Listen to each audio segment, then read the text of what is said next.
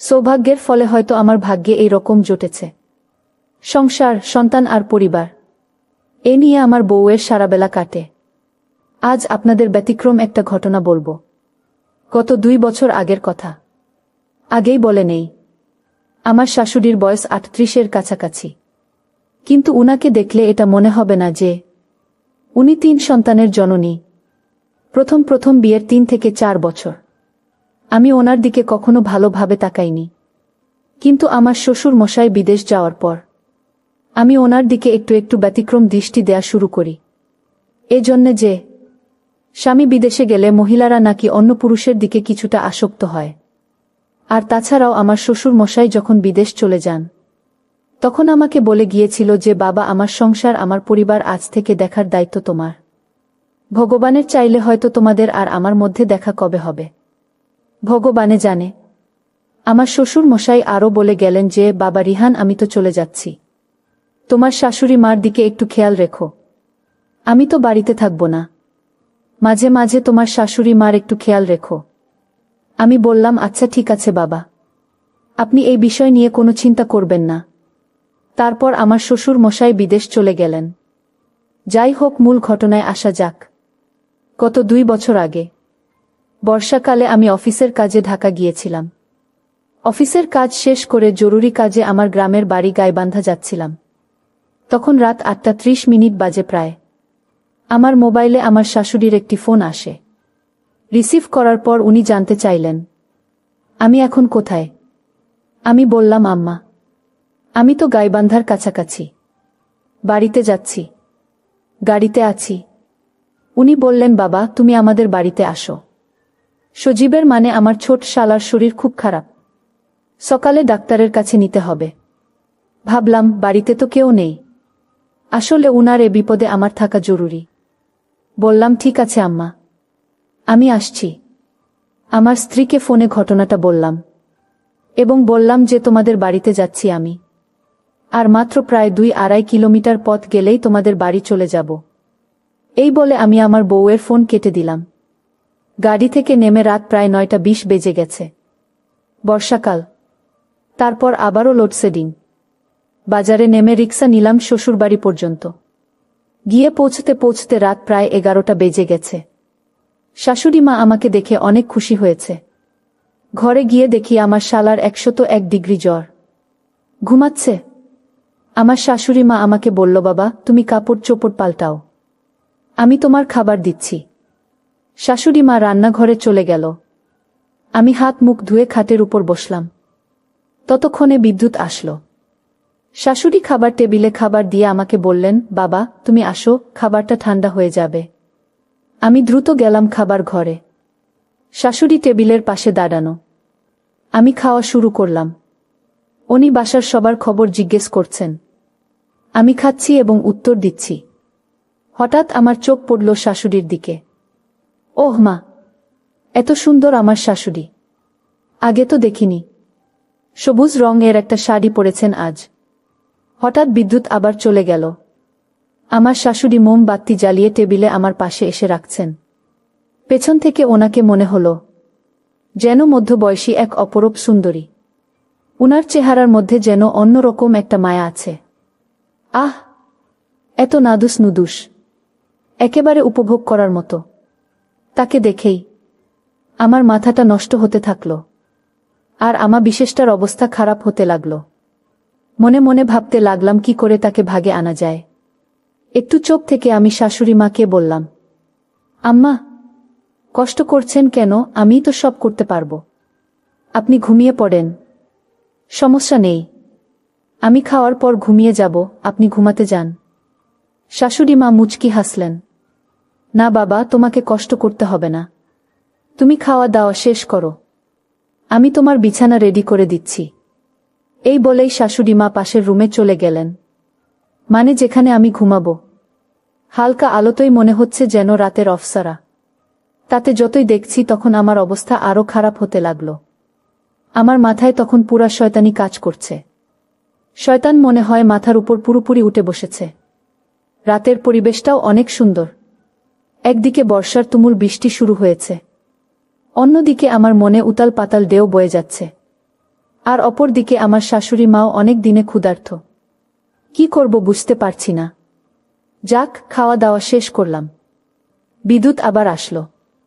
খাওয়া শেষ করে পাশের রুমে গিয়ে দেখি শাশুড়ি আমার বিছানা পরিষ্কার করছেন। পিছনটা এমনভাবে আছে যেন মনে হচ্ছে অনেক কোমল। আমার শাশুড়ি মাকে আমি যতই দেখছি তখন আরও অবাক হচ্ছি। মনে হচ্ছে যেন এক অপরূপ সৌন্দর্যের এক মধ্যবয়সী পরী। অনেক চেষ্টা করছি ধৈর্য ধরার, কিন্তু পারছি না। চোখে মুখে শুধু শাশুড়ি মার দৃশ্যগুলো ভেসে উঠতেছে। তারপরেও আমি অনেক কষ্টে নিজেকে সর্বাত্মক কন্ট্রোল করার চেষ্টা করলাম। এর মধ্যে বিদ্যুৎ আবার চলে গেল। কারেন্টের জ্বালায় আর পারলাম না।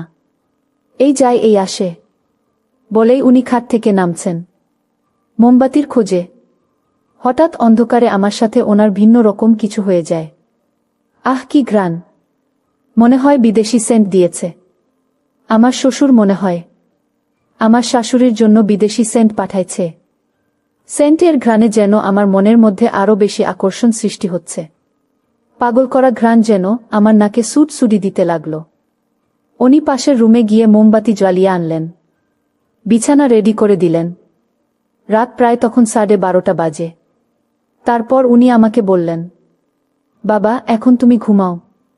আমি পাশের রুমে আছি। কিছু দরকার হলে আমাকে ডেকো। বলেই উনি চলে গেলেন। আমি বিছানায় শুয়ে পড়লাম। মাথা আবারও নষ্ট হয়ে গেল। খুব ইচ্ছে করছে এই বৃষ্টির রাতে ওনাকে ইচ্ছেমতো কিছু একটা করার, বাট মনে মনে অনেক শঙ্কায় আছি।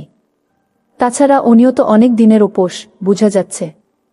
খানিকক্ষণ পর বৃষ্টি আরও বেড়ে গেল।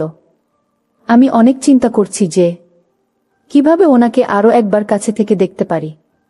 আহ, কি সুন্দর তার ঘ্রাণ! মন খুব চাইছে তার এই সুন্দর ঘ্রাণ আর একবার উপভোগ করি। বসে বসে যদি ওনার সাথে সারারাত কথা বলতে পারতাম, তাহলে নিজেকে ধন্য মনে করতাম। দেখতে শ্যামলা কালো, চোখগুলো টানা টানা, কিন্তু অনেক সুন্দর লাগছে।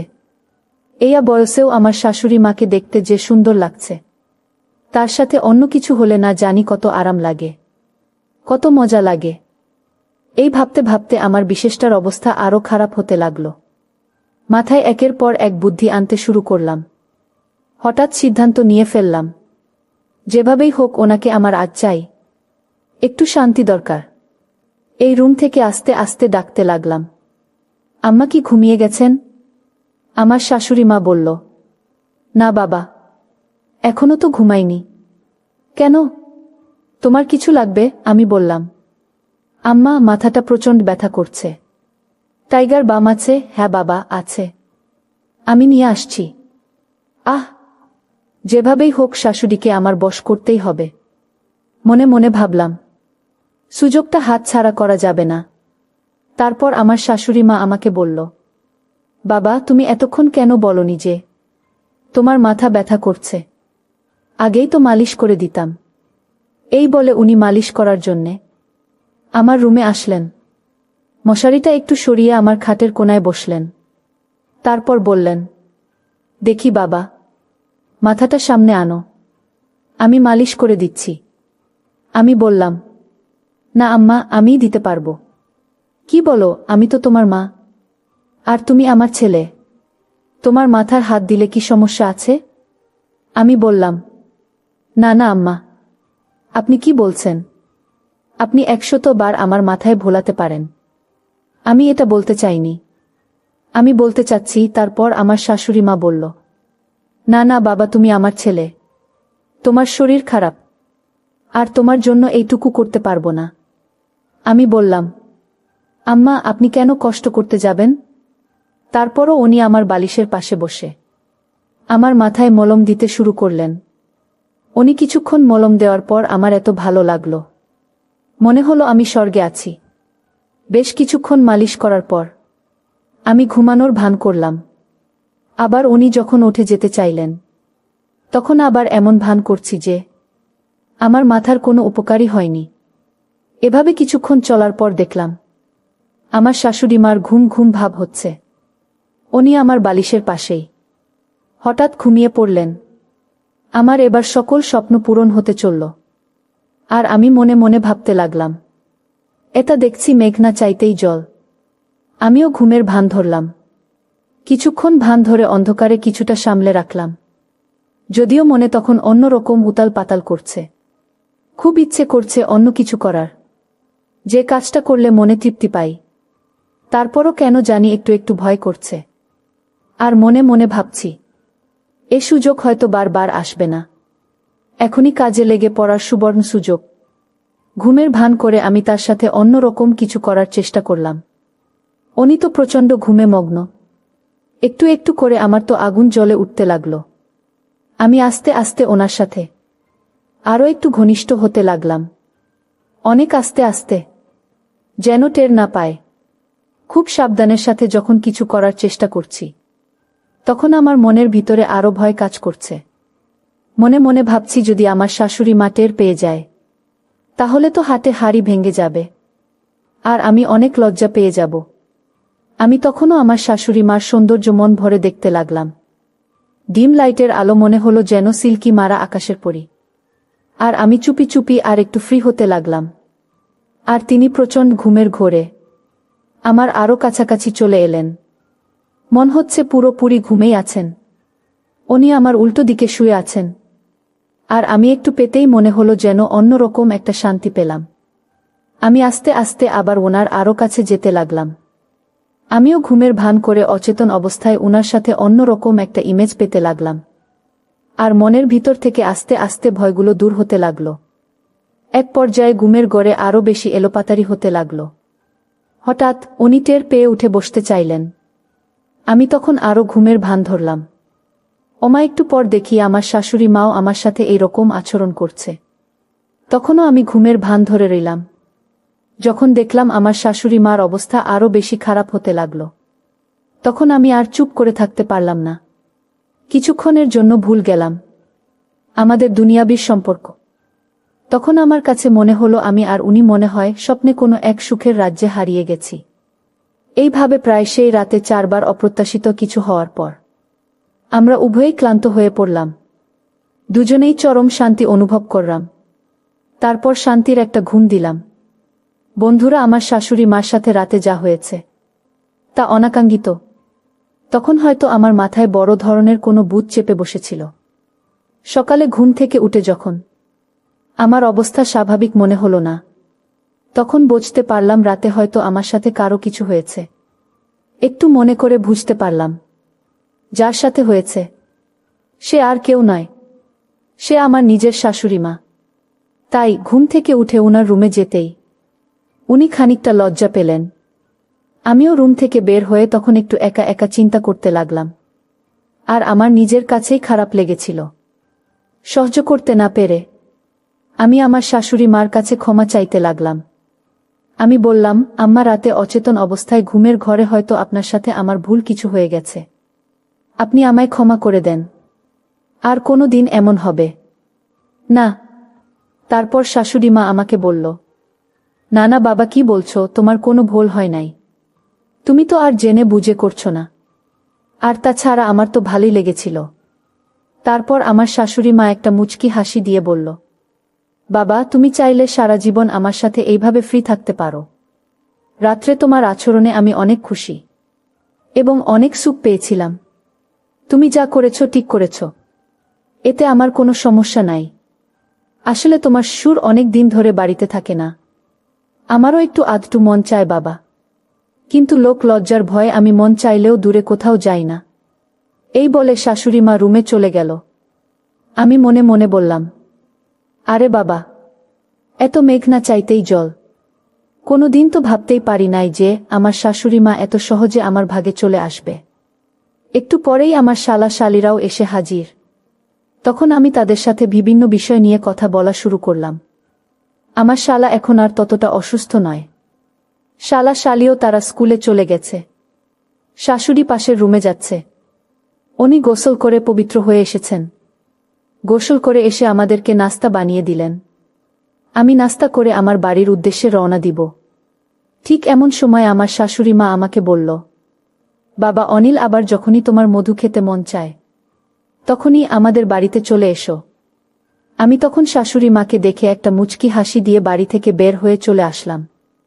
তারপর থেকে আমার আর শাশুড়ি মার প্রায় চলত এক অলৌকিক চন্দ্রলীলা। বন্ধুরা, আজকে এই পর্যন্তই। আবারও আসবো তোমাদের মধ্যে নতুন কোনো ভিডিও নিয়ে। গল্পটি যদি তোমাদের ভালো লাগে তাহলে একটি লাইক দাও। প্রতিদিন আমি মজা দেওয়ার জন্য একটা করে নতুন গল্প উপহার দিব, তাই তোমাদেরকে অনুরোধ করে বলছি, তোমরা যদি এই রকম ধরনের ইন্টারেস্টিং গল্প পেতে চাও তাহলে দয়া করে আমার চ্যানেলটি সাবস্ক্রাইব করো। পরিশেষে তোমাদের সকলের সুস্বাস্থ্য কামনা করি। ভিডিওটি দেখার জন্য তোমাদের সকলকে অসংখ্য ধন্যবাদ।